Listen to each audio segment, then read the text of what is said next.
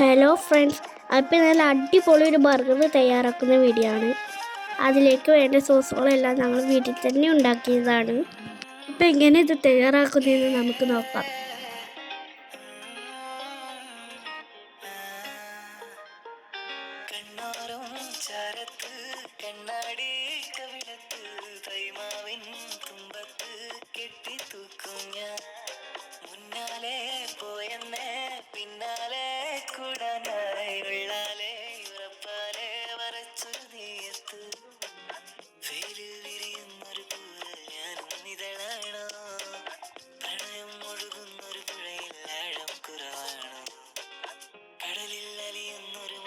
Friends, ഇതേപോലെ ബാക്കിയുള്ളതും കൂടി റെഡിയാക്കി എടുക്കാം.